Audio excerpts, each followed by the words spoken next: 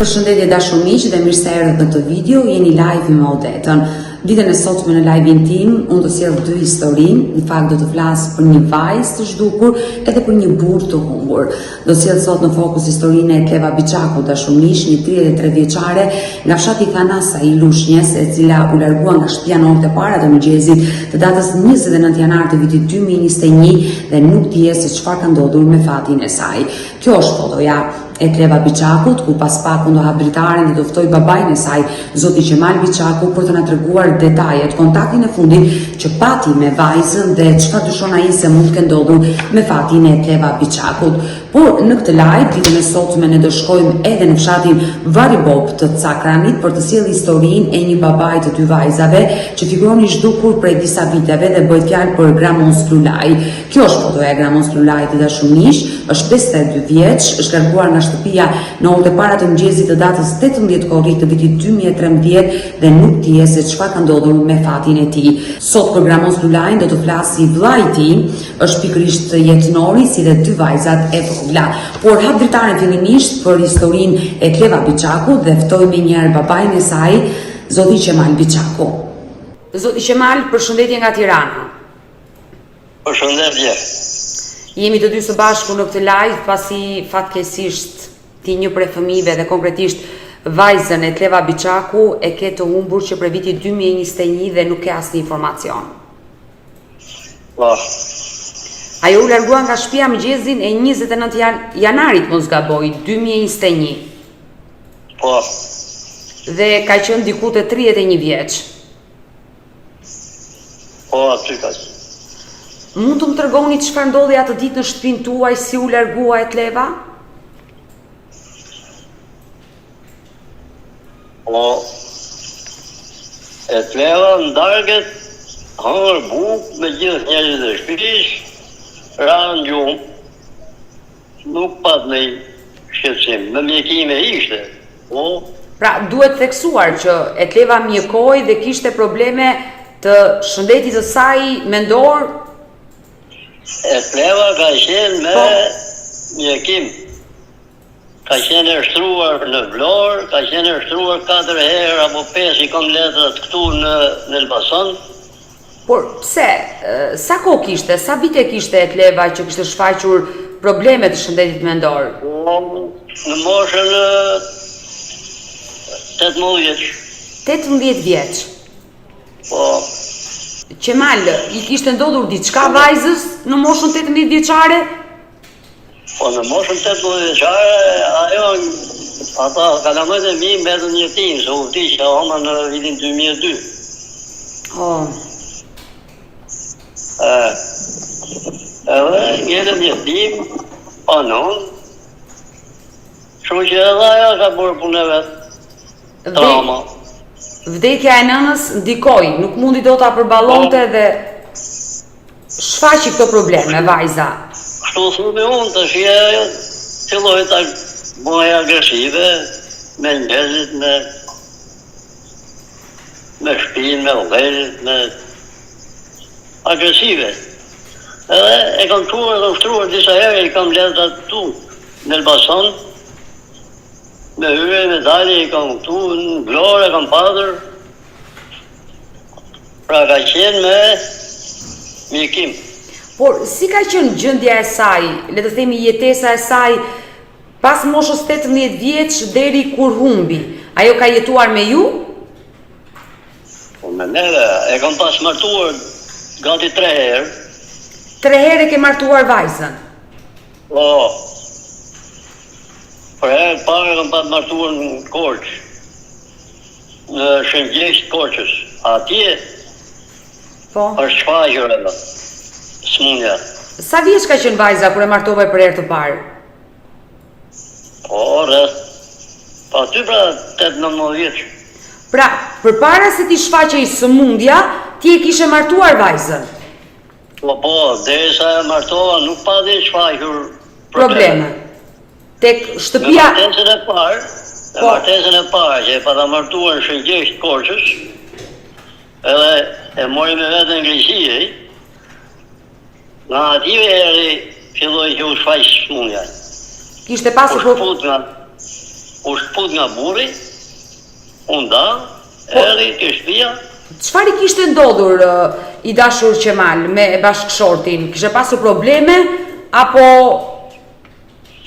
Jo, ati ishe çfarë gjysmundja kësaj, si mas asaj që tregon dhe ai ishte ëndri. Kjo martesë sa zjati? Po nuk zjati shumë, të 6 muaj më duket. Dhe më pas vajza unda, sigurisht, me burrin. Unda. Po, në heti ke shtëpia, e pa ta shtruar në Elbasan, unë e martova për 2 herë prapë. Por ndalemi pak. E martove për herë të dytë. Pse e martove për herë të dytë? Qemal kur ajo nuk ishte fort mirë me shëndetin mendor. Po kërkon dhe vetë, o teta. Deshe që të martoj. Por, kur u martua për herë të dytë, sa vjeç ishte Etleva?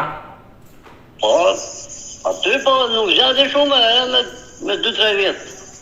Pra, pas 2-3 viteve nga divorci i parë, Etleva vendosi të martohej sërish. Por gjendja e saj mendore përkeqësoi apo për shkak të mjekimeve ishte më mirë? Me mjekime e kam martu për herë dytë. Por e njohu vetë djali apo ja bët ju? Po edhe me ndërmjetësim. Me lënç. Dhe çfarë ndodhi me martesën e dytë? Atje nuk qëndrovi, se me mjekim pra, ma solli prapë më shtëpi edhe ai nga Qerma. Pak muaj qëndroi dhe në martesën e dytë? Po, qëndroi gati 5-6 muaj vit, se unë nuk i maj mend shumë. E qartë. Dhe ishte burri i dytë që vendosi t'i jepte fund martesës? Burri i dytë. Më pas, vajza u kthye sërish në shtëpi. Më pas u kthye në shtëpi, u martu prapë në Kavaj për herë tretë, tash që ka humbur në fund. Se këto martesa ndoshta kanë ndikuar për keq në jetën e saj. Po tash ajo vetë kërkonte. Do shoh jetën time, do bëhen familjare, unë nuk dëshja, unë si prind nuk dëshja se nuk ishte aftë. Mirë po, qa t'i bëje? Qemal, unë dua të pyes, kur themi vajza ka pasur probleme, si ka qenë gjendja e saj, le të themi, sjellja e saj në shtëpi, gjendja e saj mendore? Dhe momente, kishte momente që ishte mirë, që duke sikur s'kisha si jo, kishte momente bëj agresive me njerëzit, me kishte agresivitet. Martesa e tretë ndodhi në çfarë moshe? Martesa e tretë, po tash më të vit që ka humbur në 2021. 21. Që i bie ka qenë 31 vjeç vajza juaj kur vendos të martohet për herë të tretë në zonën e Kavajës. Por momenti që bashorti i saj i tretë erdhi në shtëpi, ju ja kishit komunikuar faktin që Etleva mjekoi dhe kishte probleme? Po, edhe ja kam çuar vetë ilaçet, ja kam shpjeguar që është me mjekime. Edhe ati Qermës, që shkur bëjë divorce që unë ta në atë Korçajën, unë va shpjegoja atyre. U thoshe që është me këtë gjendje, va kam tregu drejt. Po me martesën e tretë, çfarë ndodhi? Me martesën e tretë, po kjo avas. Sepse po avashuan, ranë dakord, vajti, neti sa ditë të një 2 javë, nuk lezi shumë Kavaj, edhe erdhi në shtëpi.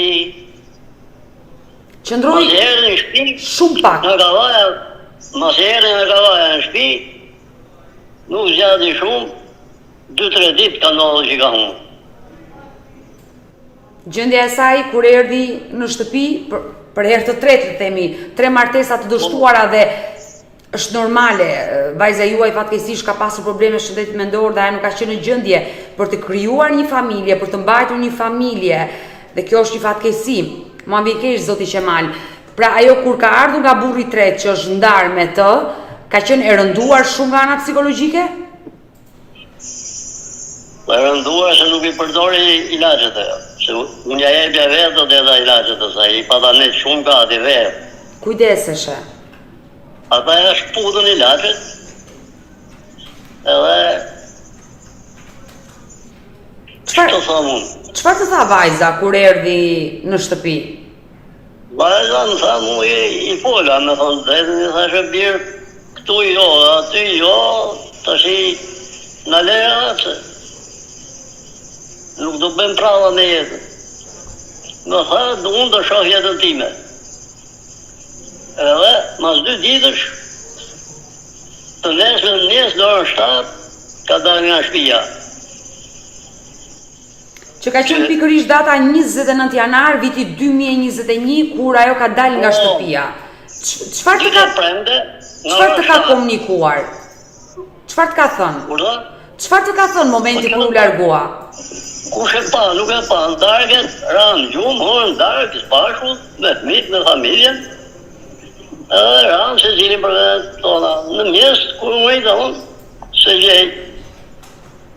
Kishe ikur, kishe ngritur kervatin e ka ngritur vetë, telefonin e ka marrë me vete, robat më të mira ka veshur atë ditë, e po të ngritur kervatin vetë me durët tuja, ka dalë me para përgatitje. Ka dalë me vedije. Përderisa ka marrë edhe sendet e saj personale dhe është larguar në orët e para të mëngjesit pa njoftuar as një familjar, as ju si baba, por as personat e tjerë të familjes. Por një ditë përpara gjendja e saj si ka qenë? Flas gjithnjë për shëndetin mendor. Unë thashja ajo ka pasur mikime të vazhdueshme. A ka qenë agresive? A ka qenë agresive një ditë përpara? A ka deklaruar që do iki? A ka thënë diçka? Vetëm thënë tha mua, mos në trazoni që do shikoj jetën time. Ajo ka marrë telefonin, ka veshur rrobat, para me vete ka pasur? Jo, s'ka pasur. Nuk e dim pas në leka në nga ati ku që nga kavaja, po nuk ka pasur pare. Nga unë jo. Në momentin që vajza doli nga shtëpia, mëngjesin e 29 janarit i dashur Qemal, ajo ka marrë dhe telefonin. Unë besoj që në momentin që ti je zgjuar nga gjumi dhe nuk e ke gjetur vajzën, duke ditur dhe problemet e saj, besoj ke telefonuar me njëherë. Po telefonova, telefoni nuk funksiononte, dhe mbyllur. Telefoni doli i fikur. Pyet afshinjet, komshit, kontrollova aty për lagjet, se kemi parë. Askush atë mëngjes nuk e kishte parë në fshatin Thanasaj, aty ku jetoni ju? Asnjë nuk thot, nuk. Ju trembët pikërisht kishit frikën më saktë të lumit shkumbim, se ndoshta mund të ndodhë diçka e keqe me fatin e saj. Po. Por në bazë të informacioneve që kam unë me Polumbar, ju keni bërë kërkime? Jo, nuk ka bërë përpjekje e qeveria, nuk ka bërë asë një diçka, që edhe i inkomode nuk ka sjellë të paktën ke urë e shkuminit, a ishe sjellë dhe aty në fshat, që t'jep dhe e shtetit si shtet. Nuk janë bërë kërkime në shkumbim? Nuk ka bërë fare. Nuk është bërë asnjë kërkim në shkumbim? Jo, hiç fare, çfarë kam kontrolluar unë 2 krahët e shkuminit, nga fshatje deri në Divjak, në det, e kam kontrolluar me njerëzit e mi e me forca, kështu. Në 2 krahët e shkuminit. Po qeveria jo, nuk ka një me 10 sekund. Zoti Qemal, pse dyshoni se ka ndodhur diçka e keqe? Po unë dyshova se kishte ujë shumë shkumini dhe ja momenti. Po prap jam tërhequr, unë si prind jam tërhequr, se më çon logjika që të ngrihesh krevati vetë. Të ngrihesh nga krevati, nuk doli me rrobat vesh, sikur qenë gjumë, po e ngriti krevatin. Është veshur? Veshë rrobat më të mira, mori telefonin me vete, edhe të futër në ujë prap të unë tërhiqen. Nuk më çon logjika, u tërhoqen. Megjithatë, denoncimin e dhash për shkumin, qeveria nuk ka bërë asnjë lloj mundimi. Këtu më ka ngelur peng. Normal, është vajza juaj, është e humbur dhe ti ke dyshime se ndoshta Diçka e keqe ka ndodhur me fatin e saj ato mëngjes 29 janari viti 2021 në lumin Shkumbin dhe nuk është bërë asnjë lloj kërkimi nga ana e institucioneve. E kuptoj qartë, por ne urojmë dhe shpresojmë zoti Qemal që mos ke ndodhur diçka e keqe me vajzën tuaj. Urojmë që ajo të jetë shëndoshë mirë. Po dhe ta më fal. Shteti po t'i dhon erë shtetit vetës vetë si shtet. Që edhe mua të më hiqte maraku, se i thonë fëmijë, po edhe erë vetës vetë si shtet. Interesohej, sa bukur u interesuaj për ato zonën që të më falin edhe familjarët e shkodës, pra zonën e djetë. U mobilizu komplet qeveria, i gjetë të tegët, po pak një gjetë, mu më ka ngelur vori hapur, ka 4 vjetë, as i loj shenje, as i loj interesi s'ka padu qeveria. Të besoj. Të besoj, zoti Qemal, por le të flasim dhe të besojmë që nuk ka ndodhur ajo që ti dyshon. Keni shkuar në ato vende ku ka jetuar vajza juaj Tleva, në Korç, në Kavaj, në Lushnjë, aty ku ajo ka qenë e martuar? Jam interesuar në të gjitha vendet. Nuk kam lënë mend. Nuk ka asnjë lloj shenja, asnjë lloj dhone s'kam fare. Nga data 29 janar 2021. Në 7 mjesit e deri në këtë moment që flasim bashkë, asnjë lloj dhone fare. Zoti Qemal, e keni menduar që duke ditur që ajo shpeshherë ju ka thënë, edhe pse ka pasur probleme të shëndetit të saj, trauma që nga fëmijëria, depresion, nuk e di diagnozën e saktë, por di që ajo ka pasur probleme sipas jush Qemal. Duke ditur që ajo ka thënë shpeshherë që më lini, do bëj jetën time, do shkoj jetën time, e keni menduar ndonjëherë se ndoshta mund të ketë vazhduar jetën e saj, mund të ketë gjetur një tjetër person? Po deta, ti e familjare, ke fëmijë vetë, projnë ka lamojt e zoti edhe shtet, të që prindi ku nuk e qonë mendjen. Po, amënësime. Jo, diçka konkrete. Gjishtë njeriu nuk mund t'ja vej, se s'kam parë gjë me sy, me vesh s'kam gjurë gjë. Gjishtë njeriu s'mund vej, po dyshime kam, nga më të ndryshme. Edhe dyshimet më të mëdha e kam tash në fund, ke Kavaja. Por pse dyshoni? Po dyshoj mase, me që iku, mase, mos më ketë trafiku.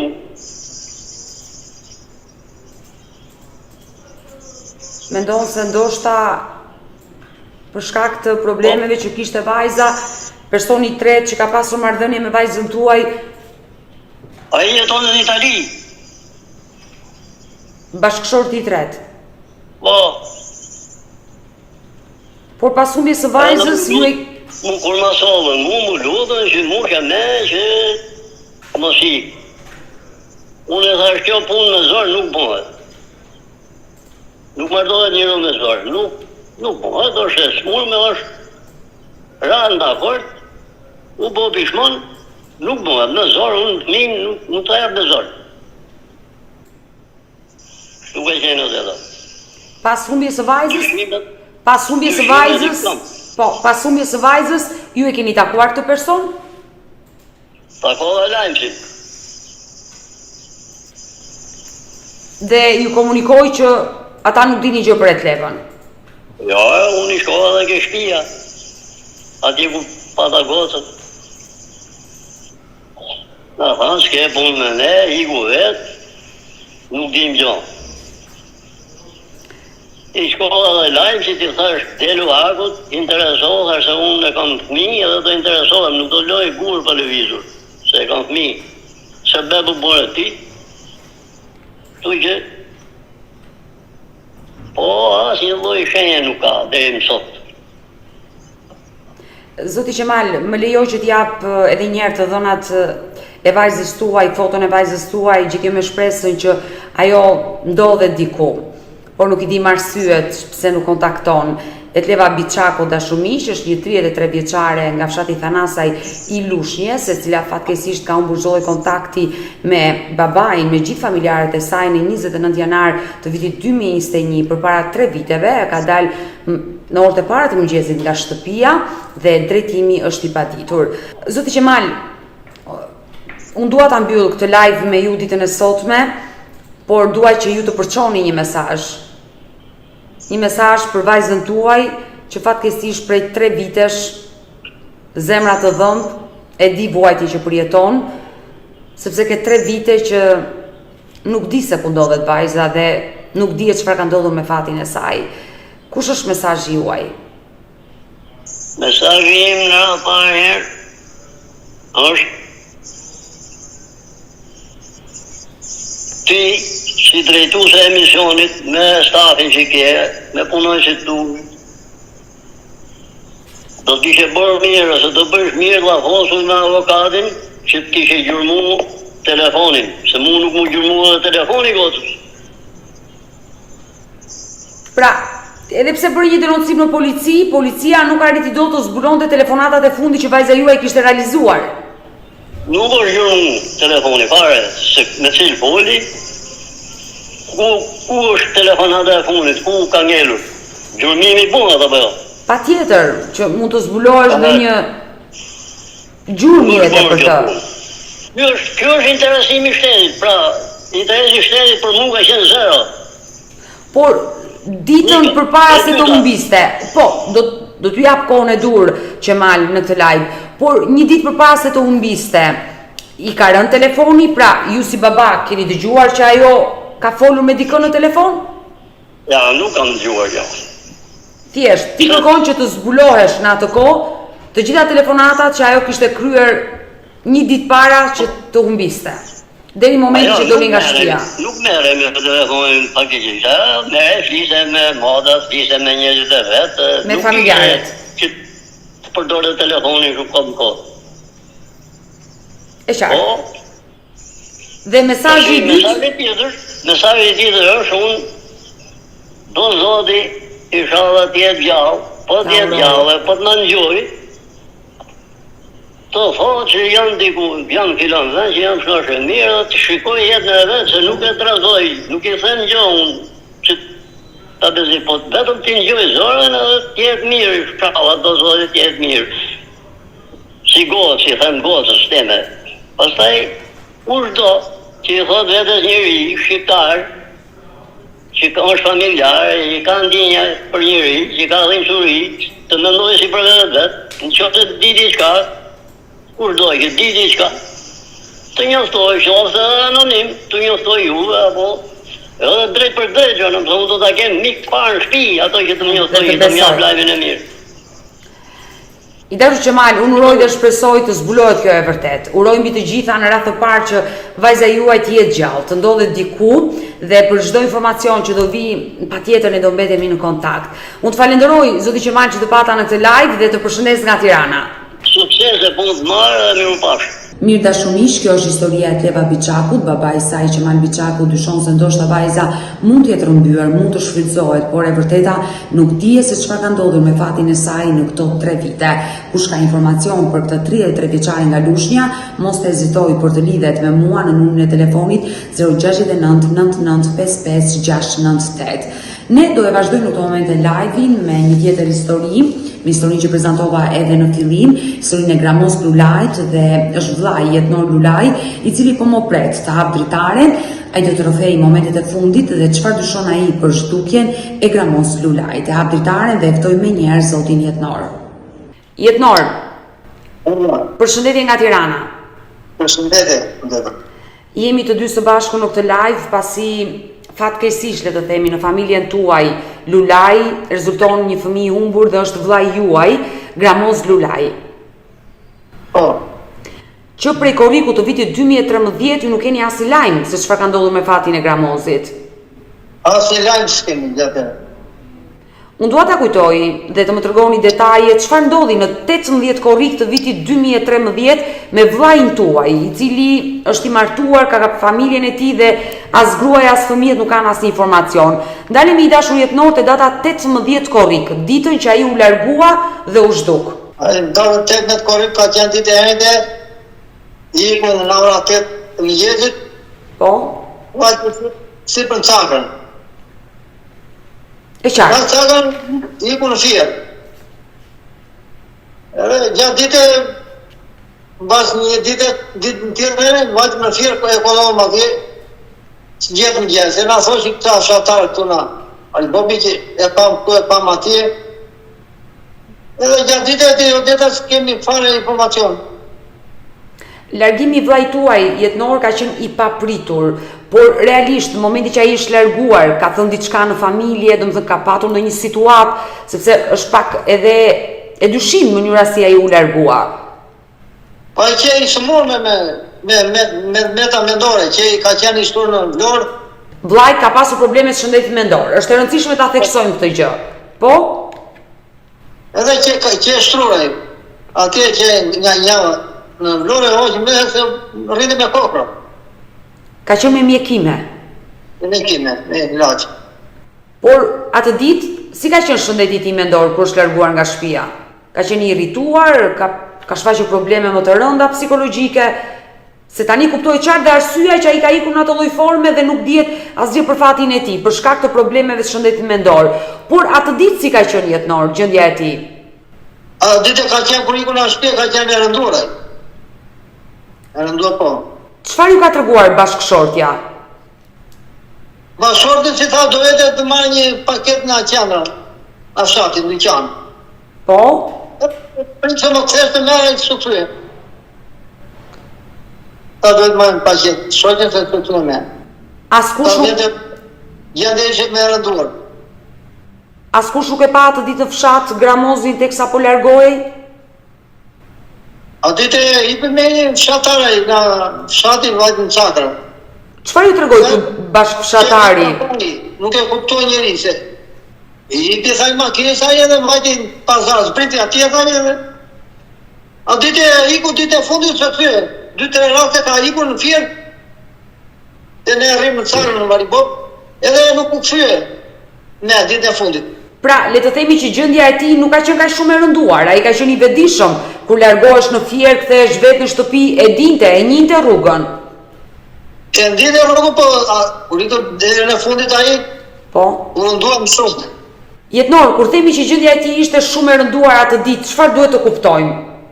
Ishte agresiv ndaj njerëzve? Agresiv nuk ishte ai atë. Nuk ishte agresiv. Por kur ai rëndohesh, çfarë veprimesh bënte? Që ju e kuptoni që do i do marrë një paketë duare, thosh, do i kthej, do vetë Fier, do vetë këtë, nuk kish që lodhe nga një njeri me kështu nuk kish dorë. Jetënor, vllai juaj ka lindur me probleme? Jo, u shfaq më bazën 2004 e shfaqë problemet. Në vitin 2004, po pse çfarë ka ndodhur me vllain tuaj që në vitin 2004 fatkeqësisht u shfaqën këto probleme të shëndetit mendor? Po iko në drejtësinë se qitu me emigrantë të gjitha asaj kohë dhe atëherë tha do i thosh në shtëpi thosh. Edhe kuptoj me shenjat që ish më rregull, ish i sëmurës. Ka qenë i martuar kur i ndodhi kjo gjë apo i pa martuar? Ka qenë ke grënë 2-4 ka qenë e në parë me.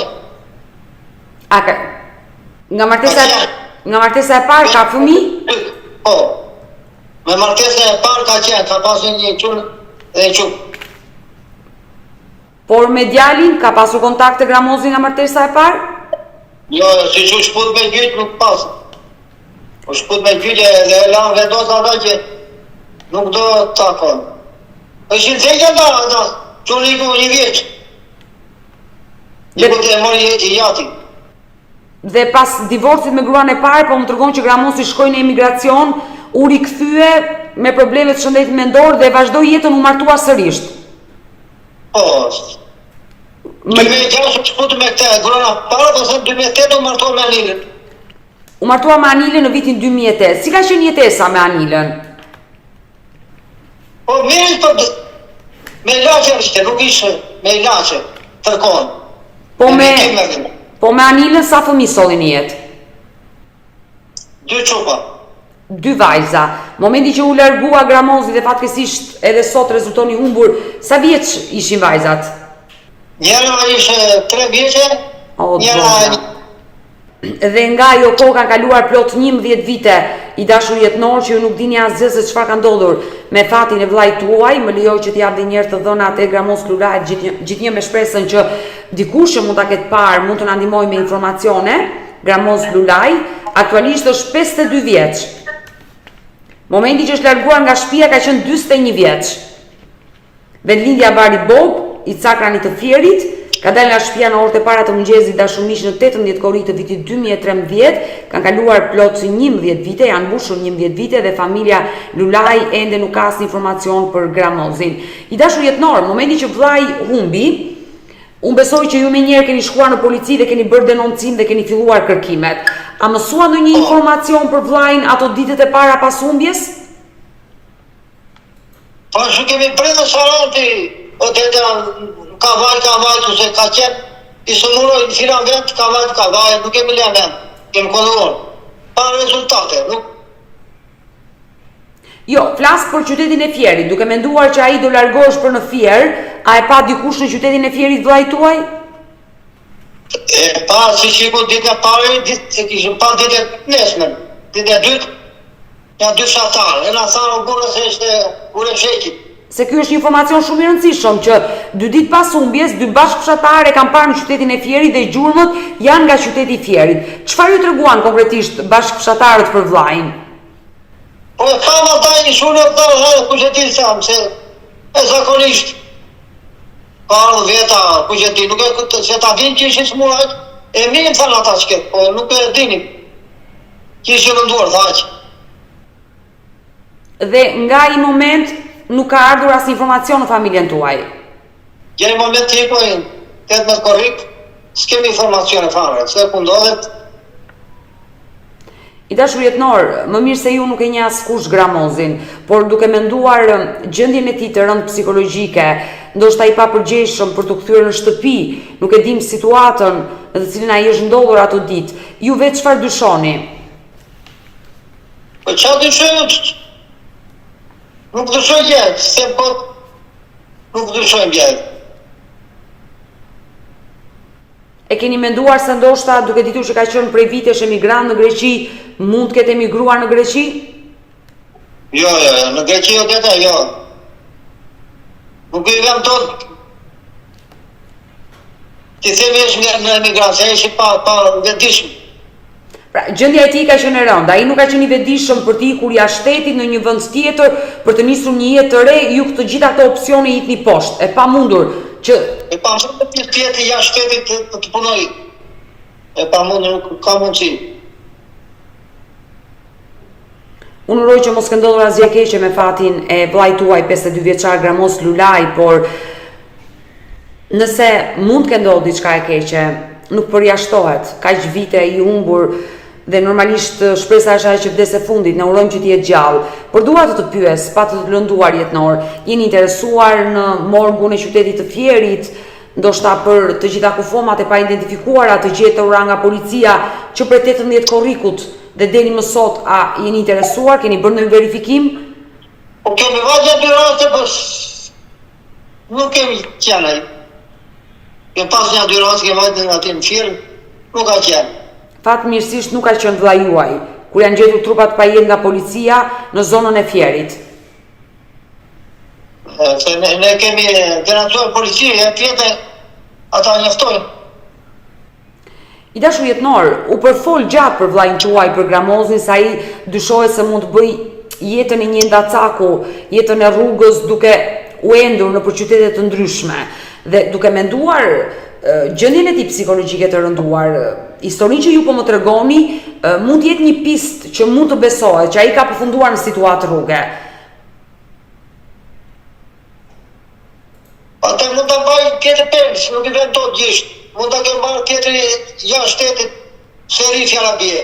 Por ne nuk i kemi informacion, janë dha vetu pa bazë zonë. Ju dyshoni se ndoshta mund ta kenë marrë dhe shfrytëzojnë për krah pune? Po i shfrytëzojnë tjetër, nuk i vend dot dorë. Mund të ketë jashtë shtetit tjetëri, jemi gjë, pa informacion. Këto janë thjesht jetënor, këto janë dyshimet që keni ju si vlla apo keni dëgjuar ndonjë informacion të tillë? Mund shumë me dyshime po nuk kemi informacionin. Mund ta ke vrarë, nuk e di, nuk e ti them kodë detë. Të kuptoj qartë, duke u nisur nga gjendja shëndetësore e vllajt, ju si vlla dyshoni se ndoshta dikush mund ta ketë marrë, shfrytëzon për krah pune. Ne urojmë që ai të jetë mirë mbi të gjitha. Mos ke ndodhur asgjë keqe me fatin e tij. Ndërkohë që vajzat janë rritur. Po, vetë 13 vjeçë, njëra 15 janë të rritur. E kërkojnë babain. Zakonisht babain e nërën e duan ata. Por zonja Anila vazhdon ta presi. Anila do Jeton ende në atë banesë ku e la burri saj, pra ndodhet në familjen tuaj. atje në banesë, ka shpit e saj. Dhe duke qartë, vazhdon të presi burrin e saj gjithnjë me shpresën se një ditë ai mund të kthehet. Edhe sa gjallë terapi, edhe ato në shumë, edhe sa gjallë. Super. I dashur jetënor, unë uroj që vllai mos ka ndodhur asgjë keqe me fatin e tij. Të dy në këtë live prezantuam historinë, dham fotot, gjithnjë me shpresën që dikush që mund ta ndjeki mund të kontaktojë në numrin tim të telefonit, por unë dua që të përcjellësh sot një mesazh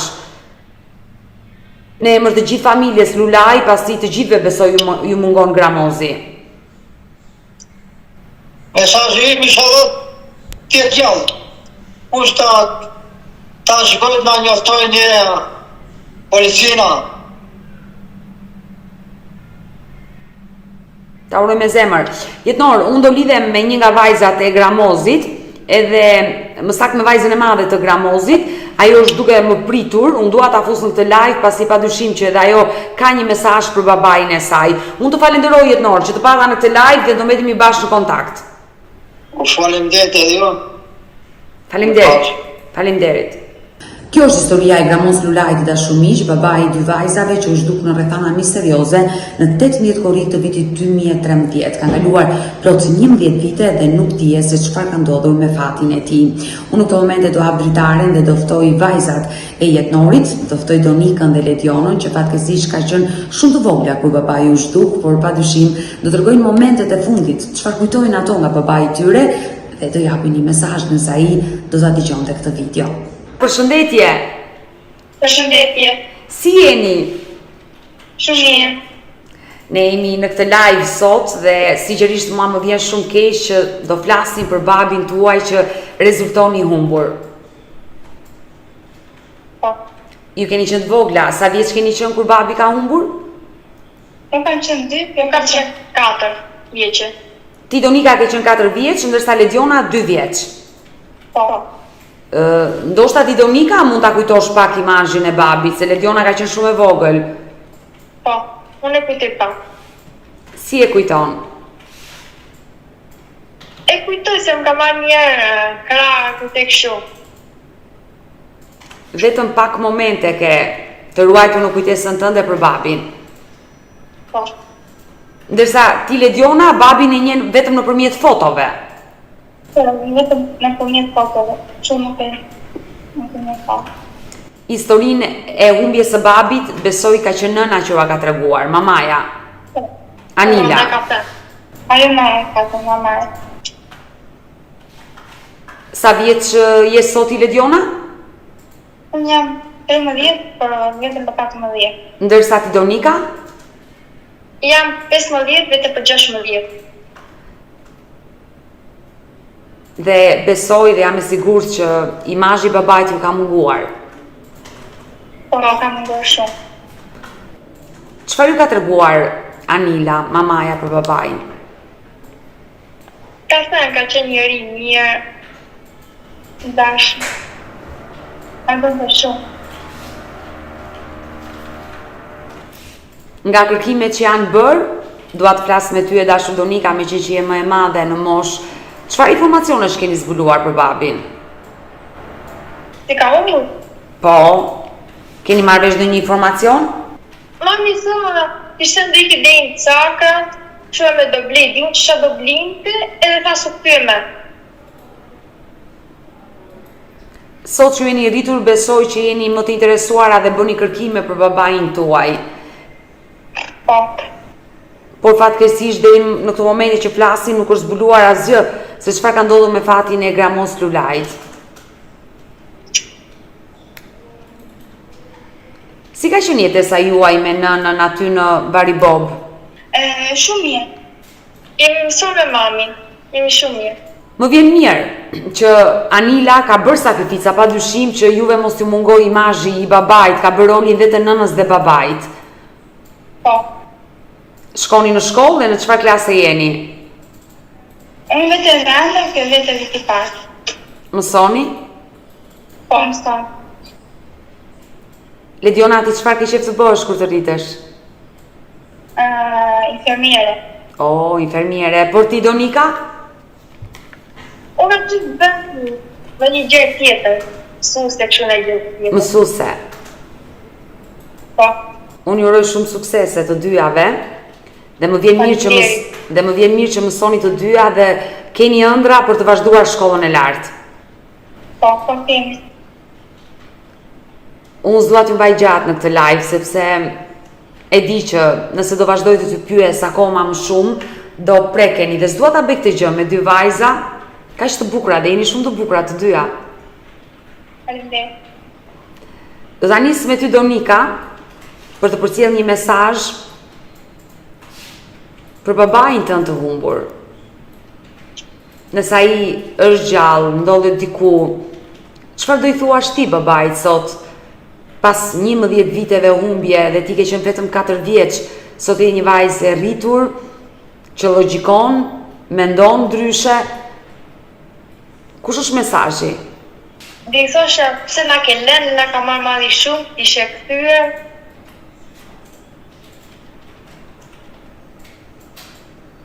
Lediona,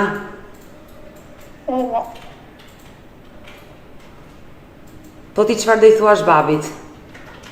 Unë i thosha, se si e kthyer në shtëpi. Ne ty po të prisnim gjitha ato vite. Të dyja së bashku me nënën edhe me Anilën ju vazhdoni ta prisni babain të kthehet në shtëpi. Po, vazhdo. Unë u haroj me zemër që mos ka ndodhur asgjë e keqe me babin tuaj dhe ai të kthehet sa më shpejt pranë jush. Faleminderit. Dhe me sa po shikoj, Donika i ngjan më shumë babit, ndërsa ti Lediona i ngjan mamit? Po, më shumë apo. Ti i ngjan më shumë mamit, ndërsa Donika i ngjan më shumë babit. Shumë na thënë gjithë.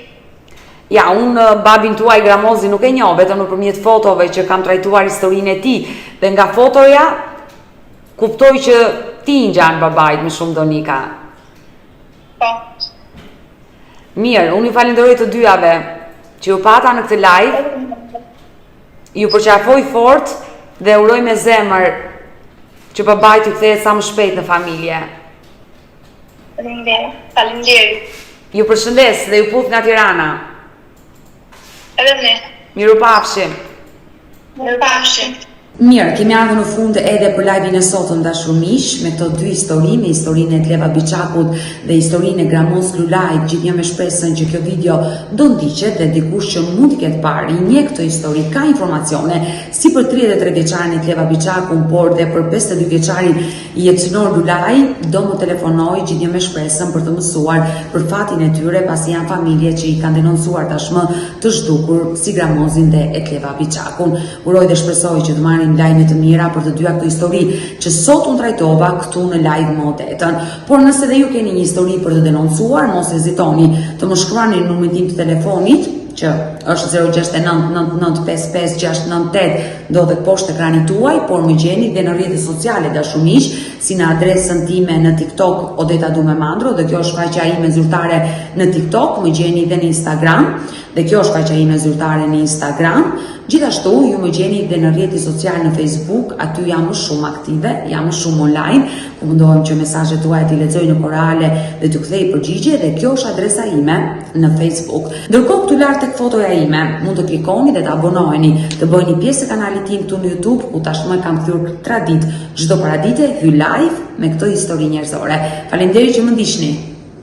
Hey, përshëndetje miq dhe mirë se erdhët në këtë video, jeni live me Odetën, ku ditën e sotme unë do hap dritaret, të gjitha kërkesat që do më dërgoni, do mundohem t'i hap të gjitha dritaret për të folur dhe për të diskutuar me ju. Nëse ju keni një rast për të denoncuar, mos hezitoni të më shkruani në numrin tim të celularit 069 99 55698, mund të më shkruani dhe në WhatsApp, por edhe në adresat e mia si në Instagram Odeta Dume Mandro, apo edhe në Facebook me emrin Odeta Dume Mandro, por edhe në faqen e TikTokut Odeta Dume Mandro. E shikoj që sa herë që ju live është një numër goxha i lartë i ndjekësve, të cilët më dërgojnë ftesën që unë të hap dritaren, dhe sot do i kontrolloj të gjitha dhe do vendos të hap dritaren e parë në këtë momente. Malmo. Nuk e dim tani, jeton në Malmo, jeton në Suedi, këtë pseudonimin e përshëndesim dhe pyesim se kërkoj të jetë në këtë live. Përshëndetje! Përshëndetje, si jeni, aq mirë? Mirë, faleminderit. Unë jetoj në Tiranë, kam jetuar në Suedi faktikisht. Vetëm do të kërkoj një nder. Po, Përshëndetje zemër. Nëse do diskutojmë bashkë në këtë live, fëmijët mos t'i kemi pranë. po, këto problemi është se janë shumë pandashëm ndaj meje. Megjithatë ja po e kthej kështu këtë kamerën. Të lutem, fëmijët mos t'i kemi. Nuk dua që fëmijët jenë te ky live. Të lexova që ke Malmo, emri të regjistruar, por më thej jeton në Tiranë. Kam jetuar për 5 vitesh në Suedi, në disa vende të Suedisë faktikisht. Edhe Po? 2 fëmijë kanë lindur atje në Suedi. Si quheni? Unë quhem Artan Berisha. Artan. Po. Sado që kam bërë shumë përpjekje, domethënë që t'i rregulloja këto 2 fëmijë, shumë përpjekje, por që Po pse u historia largove gjatë. nga Shqipëria? Pse u largove nga Shqipëria për të vajtur në Suedi? Kisha qenë në Suedi unë më përpara, në 2015, edhe parë se çfarë shteti është, domethënë atje, se çfarë rregullash ka, edhe shkova për një jetesë më të mirë, me thënë realitetin. Jo se në Shqipëri nuk është jetesa e mirë, edhe në Shqipëri botë jeta, domethënë është shumë mirë në Shqipëria, por që atje ka standarde bukura, edhe atje jeton shumë mirë njeriu. Mendoj. Se këtu në Tiranë si jetoni?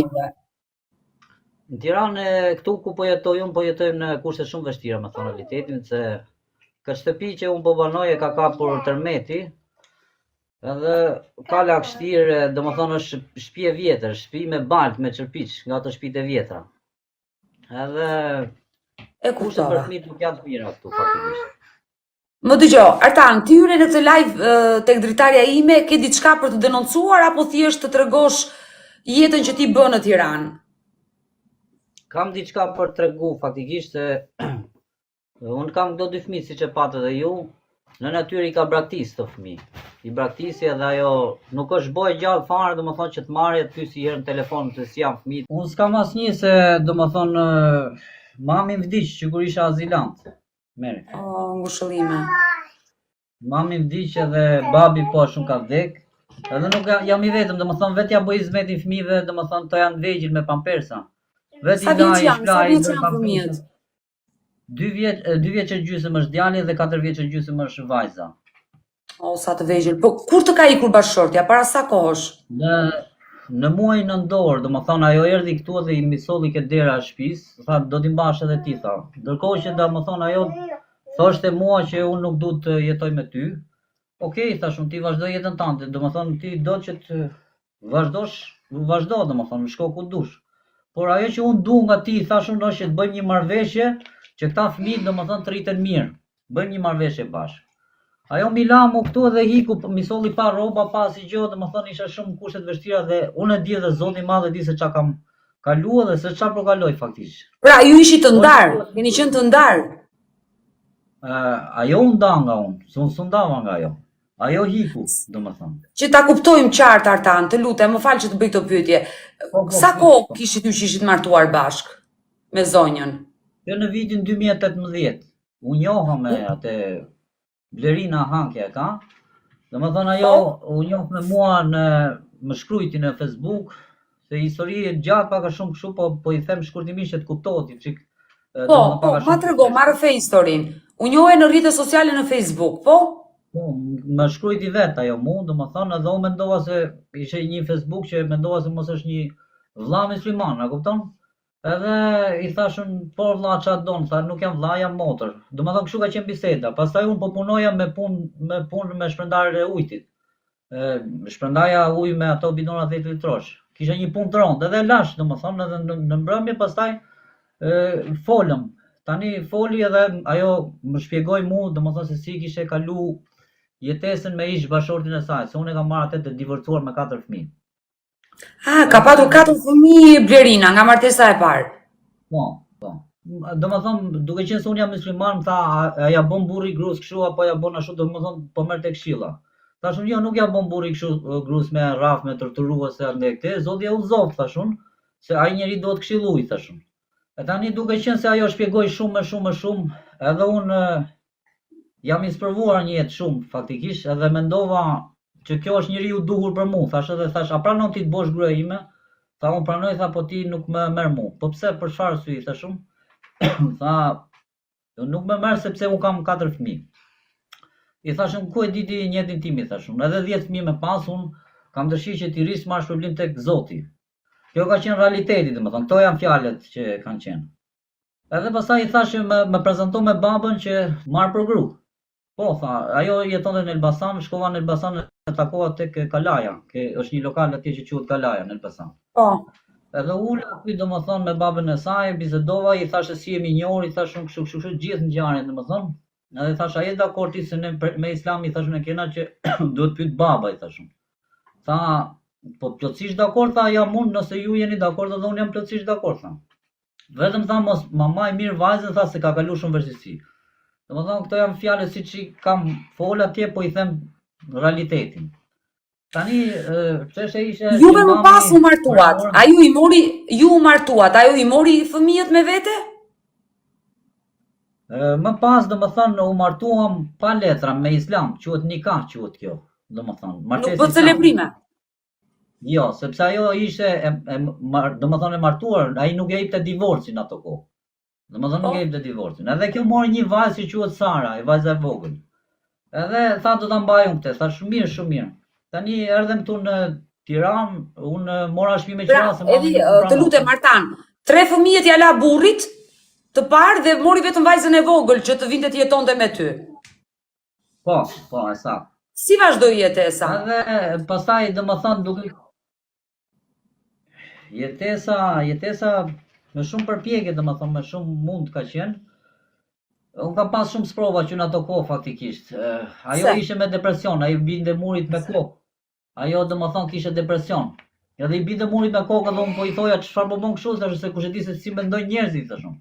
Dhe i vura detyrë vetes, thashun, këtë njeri, thashun, do ta bëj të lumtur, thashun. Domethënë i vura detyrë vetes. Edhe i thashun ty do të bëj të lumtur, i thashun. Domethënë u përpoqja shumë që ajo të ishte e lumtur, sado që unë kisha punë të rëndë, vija, e merrja nxirja, ku do të shkosh ti, thashun? Ke deti, ke maldajti, andej këtë merrshë makinën. Po. Madje merrsha edhe makinën e pronarit pa leje, që vetëm se si t'ja plotësosha qefin asaj që ajo mos rritet mbyllur mbrenda shtëpi që të ishte mirë nga domethënë nga gjë. Nga shëndeti mendor. Pastaj domethënë kjo kur po nga shëndeti mendor. Pastaj kur e çoj vajzën në shkollë atje, ish bashorti saj e mori, normal që do ta marrë se fëmia vet. Edhe unë po jetoja me Blerinën, jetonim këtu.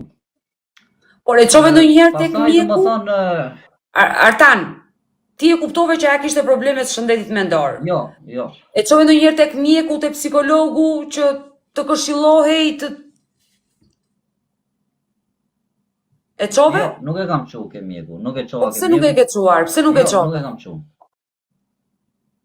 Po sepse ajo po më thonte vetë domethënë që ti më ndryshove jetën mu, ti e bo sebeb që më ndryshove jetën mu. Domethënë unë ato kanë qenë fillimi, më mbrapa domethënë ajo filloi të rregullua, kupton? E kaloi problemin që kishte. Por çfarë ndodhi? Domethënë, dua të pyes si e ke pasur marrëdhënie në fillim me Blerinën? Pra, nga 2018 që filluat të jetonit bashk. Po. Ka qenë marrëdhënia shumë e mirë, domethënë, ne kalonim shumë bukur, shumë mirë bashkë. Por pastaj unë vendosa të ikja në Suedi sepse duke qenë se e disha se çfarë shteti është atje dhe vështirësitë që i kisha këtu, thash më mirë, thashun, po shkojmë të jetoj atje. Por ike së bashku me Blerinën dhe fëmijët? 2 fëmijët kanë lind atje, domethënë Blerina ishte shtatzan kur ka shkuar në Suedi, kur shkuam në Suedi ishte shtatzan dhe atje mas një muaj lindi vajza, domethënë, mas një muaj. Por jetesa në Suedi si ishte mes teje dhe Blerinës, se u bë dhe prindër aty. Pra erdhi një jetë vajza, më pas erdhi një jetë. Po, sa. Jetesa ishte shumë mirë, domethënë, ne shkoshim shumë mirë bashkë. Unë nuk du me tregu për veten, domethënë se bisi mburrje, por unë jam një njeri që kujdesem shumë për njeriu që kam krah, kupton. Nuk kujdesem më shumë biles, madje kam edhe dëshmitar shumë. Kam shumë dëshmitar që e din se si sillem unë. Se si jam çfarë ndodhi? Çfarë ndodhi? Si nisën konfliktet mes teje dhe Blerinës që ajo më pas iku? Se ti po tregon që ajo u shërua, ju kishit një marrëdhënie shumë të mirë, duheshit, ti ndryshove jetën. Çfarë ndodhi më pas? Pastaj lindi djali. Kemi ndetur 4 vit në azil. Unë i kam bërë përpjekjet atje për të rregulluar letrat, atje ka procedura që duhet një kontratë fast job quhet kontratë e përhershme, kështu e ka suedezi. Edhe unë punoja me shqiptarë. Shqiptarët më kanë mashtru, më jepshin kontrata treme. Domethënë sa marroshin punë të veta, tha s'ka punë për mua. Edhe domethënë këtu përfundoi azili, tha ju ka përfunduar kjo lënda e azilit, kështu që duhet ktheheni në Shqipëri. Tani kur erdhëm këtu fillun problemet, se atje kam qenë mirë. Këtu fillun problemet. Kur u kthyet në Shqipëri? Kur erdhët? Në janar të 2023-shit, me datë 6 janar 2023-shit. E qartë, keni mbushur një vit. Dhe çfarë ndodhi këtu në Shqipëri mes teje dhe Blerinës? Shtëpia ishte në gjendje të rënuar, ishte shumë keq. Ajo po banonte tek babai i saj, domethënë, tek shtëpia babës. Edhe unë vija që pastroja shtëpinë, rregulloja ndej tek kështu. Pastaj kishte domethënë mospëlqime, thotë unë nuk du të jetoj me ty, nuk du të jetoj me ty, domethënë grindje pa lidhje, ishin grindje pa lidhje. Edhe unë mendova, e lash një muaj kështu, domethënë një muaj e lash, domethënë thash të qetësohet. Ndërkohë që po flisja me disa njerëz dishëm, me disa vëllezër muslimanë më thamu, çfarë po ndodh me ty, më thamu. I thashun kështu. E ke lënë shumë gjatë, thamu. Shko dhe kërkoje gruan edhe merre, thashë kam lënë vetë që të qetësohet. Ajo domethënë e kishe stakuar trurin e vet që nuk deshte me net me mua, edhe nuk deshte. Kërkoi ndarje prej teje. Po, kërkoi ndarjen. I thashun ti nuk je ndame, se nuk lejohet me Islam, domethënë nëse sta jep burrin ndarje nuk lejohet, domethënë. Flasim sipas rregullit të Islamit, e kupton. Por ajo ka drejtat e vetë që mund ndat. Ose duhet të ketë arsye të forta që të ndahet nga burri, domethënë. Edhe ajo ishte një besimtare muslimane si ju? Po. Edhe ajo frekuentonte xhamin edhe ndishte të gjitha. Po, e sa. Po. Kur ti i the që nuk lejohet kjo ndarje, çfarë të tha?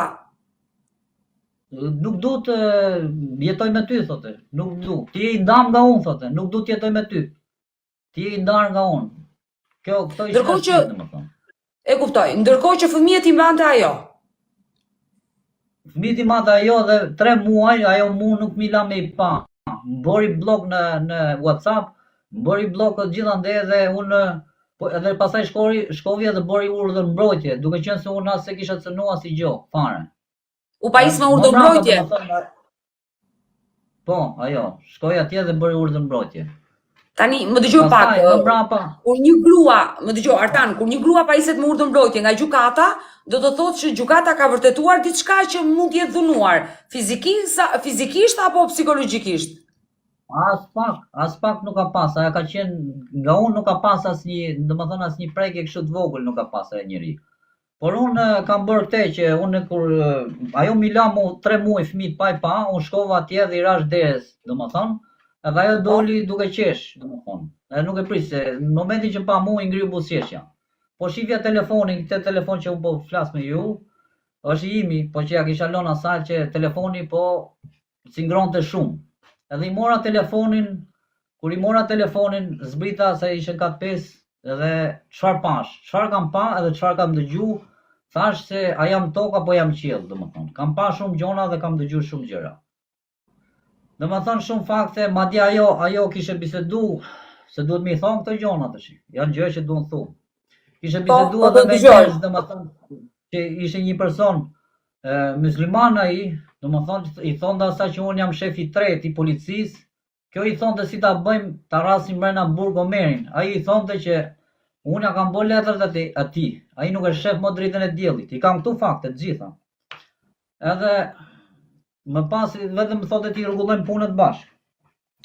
Tani kishe fole, kishe shpife shumë gjëra. Unë kam gjitha ato fakte këtu, domethënë.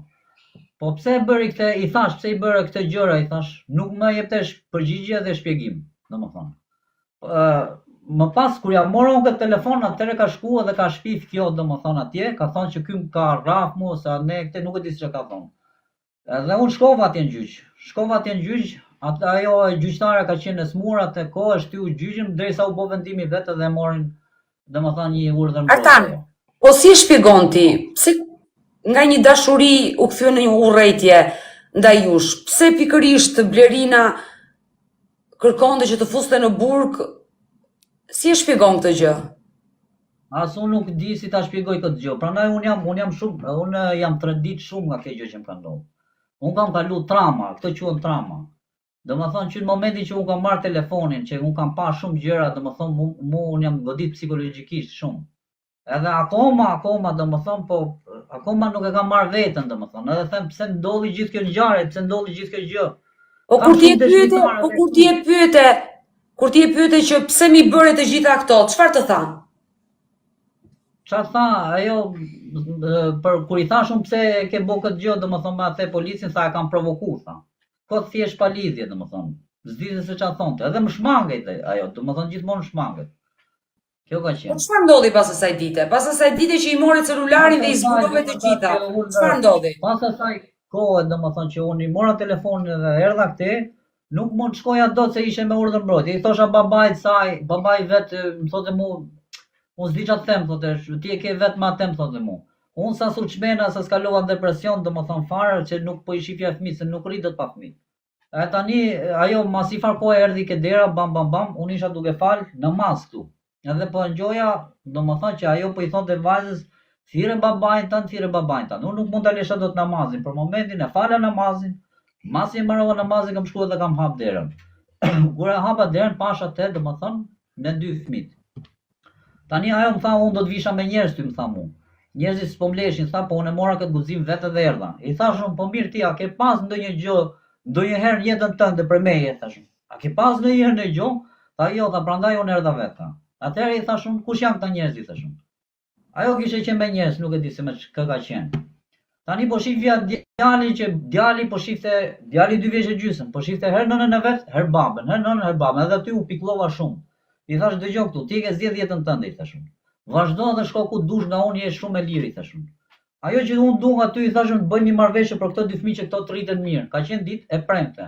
Të hënën unë do vazhdoja punë. I thash unë, të hënën vazhdoj punë, tha do t'jap unë 100.000 lekë tha. I thash unë, çfarë do bëj mua 100.000 lekë, i thash unë. Ja kupton, unë duhet punoj, i thash unë që unë ti shërbej fëmijëve. Tani ajo mi la fëmijët, i dha vetëm 10.000 lekë vajzës ke dora dhe hiku. Po në momentin që i la fëmijët si reaguan, vajza dhe djali? Erdhën direkt ke baba, u futën direkt ke baba mrena, edhe i mora unë, fëmijët ishin, domethënë nuk i përqafoja dot, sigur ishin një muj pa u la. I kam marrë, i kam futur në dush, i kam la të 2. Domethënë i lava, i pastrova, edhe i mora, i çova me një restorant, bile kam edhe video në TikTok. Video e parë që e kam bërë me fëmijët, i kam dhënë pica. Edhe u kënaqja shumë atë ditë, domethënë u kënaqja shumë me fëmijët, me thon realitetin. Më mbrapa tash nga mbrëmja, unë po e merrja telefon vazhdimisht që t'i thoya çfarë duan fëmijët, ajo i kujdeset për ditët, ajo ja din. Ajo nuk më hapte, bjeri nuk më hapte derisa më bllokoi. Tani e marr babën e vet edhe ai s'mu përgjigjte. E marr nuk dëgjoj. Tani më mbrapa, babai i saj më thot mua, mas shumë kohë më thot mua, a ditë më ka marrë mua vajza në telefon dhe më thot që babi unë jam në autobus, edhe shumë mirë, hajde ke babi, pimi kafe dhe një çaj, kishte thonë. Jo, unë po iki për në Maqedoni, kishte thonë. Po pse? Unë do shikoj jetën time. A e ke mendu mirë, i kishte thonë, këto janë fjalët e babës vet, domethënë. A e ke mendu mirë këtë gjë? Ajo kishte thonë, ajo e kishte bërë, e kishte mbyll telefonin edhe s'shu. Pra, Blerina ka ikur në Maqedoninë e Veriut. Kështu thonte babai i saj. Tani më thot mua që është në Kosovë. Babai i saj, domethënë. Nga momenti që ti ka lënë fëmijët dhe deri më sot nuk të ka telefonuar asnjëherë për fëmijët? Jo, fare asnjëherë. Sa kohë Unë kam bo? bën një kallëzim. Unë kam shkuar dhe kam bën një kallëzim. E bëra kallëzimin. Ke bërë një denoncim polici për braktisje, që ka braktisur fëmijët. Po. Ndërkohë policia ka arritur të zbulojë, ka dalë nga Shqipëria, nga sistemi TIMS? Para mos gaboj 2-3 javë ka, ndoshta, që erdhi një polis i lagjës ke shtëpia, më mori telefon sa ku je, tha ma dërgoj adresën, ja dërgova, erdhi këtu ke shtëpia, më ba që isha me 2 fëmijë edhe tha, po si është gjendja, ju shkoshit mira ndekte, muhabete domethënë. Po. Pastaj ai mori një telefon një shef i tha, shikoj çik në sistem tha ku mund ndodhet ai njeri tha. Na kupton. Edhe kaq, edhe asnjë gjë tjetër s'di më domethënë nga këto shteti. E kuptoj, a mund të dalë edhe jashtë territorit të Shqipërisë, ti nuk e di, por që ma habit fakti që s'ka marrë asnjëherë për fëmijët, të pyesi për gocën dhe për djalin. Nuk kam marrë për fëmijë. Ndërsa me babain e vet po fol. Tani unë kam shku ke një studio ligjore falas. Studio ligjore falas, po thot, domethënë kur i mora unë pak më para disa ditëve në telefon, po thonë që nuk kemi kontakt. Ndërkohë që disa njerëz shteti se nuk du me nxjerr këtu domethënë, më kanë thënë që ata e kanë gjetë kontaktin dhe kanë biseduar me Blerinën. Edhe babai i saj thotë që unë flas me te, domethënë ka folur, edhe i thashun mirë, ajo që du nga ajo njeri është kjo që vjen dhe t'japi prokurën për fëmijët, t'japi firmën, edhe të vazhdoj jetën është e lirë, ku të shkoj ku doj, këtë duan i thashun. Tani ai mu më thotë që ajo nuk don të vije edhe nuk don që t'japi prokurën. Kjo është çështja. Po ti do i drejtohesh gjykatës, besoj tani. Unë du t'i drejtohem gjykatës, domethënë unë kërkoj njerëzit që kanë, njerëzit kompetent që kanë Artan, që kanë bërë këtë punë, domethënë që të që të bëj një pyetje. Ju nuk keni martuar, nuk keni celebrime. Jo. Atë si nuk e dhënë fëmijëve? Tek letrat suedeze, të 2 fëmijët e mi kanë mbiemrin tim Berisha. Hafsa Berisha dhe Musa Berisha. Ke vajza është atësia, kurse ke djali domethënë nga që na kanë sjell ato pa drejt, domethënë kanë thyer ligji, se migracioni merr vendimet vet. Është procedura e gjatë, domethënë ajo unë do të shkoj aty pja dhe emrin e djalit, ato na kthyn, edhe ngeli kjo gjë domethënë. Kështu. Pra, djali nuk e ka atësin. Po mbiemrin e ka timin. Po këtu në Shqipëri tek ai regjistri që janë regjistruar çfarë mbiemri kanë marrë? Se fëmijët janë regjistruar në trungun e nënës, automatikisht. Fëmijët e kanë atë domethënë emrin e nënës aty, por që është libri i përkohshëm kjo. Ata thonë që i kemi regjistruar ke libri i përkohshëm. Po pra, po te ky libri i përkohshëm është vendosur atësia dhe mbiemri juaj tek fëmijët? Jo, i thashun domethënë atyre që ku është emri im këtu, sepse edhe ke kopshi ku shkova unë, i thash asaj zonjës, thashun, shiko, thashun, unë i sjell të fëmijët dhe unë do t'i marr, thash, apo jo. Po tha, po, këtu ke letër, tha, ku është emri jot, tha mu. Ku është emri jot, tha, këtu ke letër, tha. Pra, fëmijët i mban ti dhe ti nuk figuron i regjistruar, pra fëmijët nuk janë të regjistruar. Por te trungu i nënës janë regjistruar, se nëna figuron ende e martuar me burrin e parë, dhe mos fëmijët janë regjistruar atje? Jo, nuk di gjë. Nuk di gjë fare. Je interesuar? Ke gjendje civile kam shku, unë domethënë vetëm ato më kanë shpjeguar këtë që me këtë letër ti do shkosh në kopshtë edhe çerdhe që do ti regjistrosh, domethënë. Edhe kaq. Të kanë të drejtën? Po, të kanë të drejtën që fëmijët të paktën të shkojnë në çerdhe dhe në kopësht. Por në trungun tënd nuk figuroi fëmijët, sepse e pare punës ti nuk njihesh si babai i tyre. Unë jam babai i tyre, domethënë, po pa. Jo, e qartë, babai tije, por me dokumenta me letra nuk njihesh. Duhet patjetër ti drejtohesh gjykatës, e pare punës me analizën e ADN-s do verifikosh që je babai, ti ke denoncuar nënën e tyre për braktisje, që jam e sigurt që gjykata do gjykojë dhe do marrë vendimin e duhur, asaj mund të hiqet dhe drejta prindërore. Dhe më pas ti nëpërmjet analizës ADN-s në një tjetër gjyq që do hapësh, do vërtetohet që je babai biologjik dhe automatikisht kujdestarinë atyre 2 fëmijëve e merr ti dhe ti ke të drejtën atyre 2 fëmijëve. Por këto janë procedura kaq shumë të gjata për t'u bërë, sa ti duhet i kishe nisur, se ti një vit që ke ardhur. A di si është çështja motër, unë duqet me këto fëmijë t'i çoj në vendin ku kanë kujdesin e plot fëmijët. Sepse Që do këtu të nuk thotë- është kujdesi për fëmijët e mi. Që do të thotë çfarë? Do të lëviz nga Shqipëria me 2 fëmijët e mi. Te duam, domethënë. Do të largohesh sërish për kërkuar azil. Po, do të shkoj diku me një vend të që fëmijëve i plotëson kushtet, sepse këta janë të vegjël, edhe këta tani duan një kujdes shumë të madh. Çfarë do bëj unë i vetëm, domethënë, unë përpiqem shumë maksimum për këtë fëmijë, domethënë, po Jo, përpiqem. këtë pjesë të kuptoj. Kampanje është diku. Ha? Po tani këtu ka lagështirë, kjo shtëpi është e vjetër. Kushtet ashtu si duan për fëmijët nuk janë. Jemi realist. Unë pranaj du që ajo nona e tyre rreth parë do të mendoj për fëmijët e vet.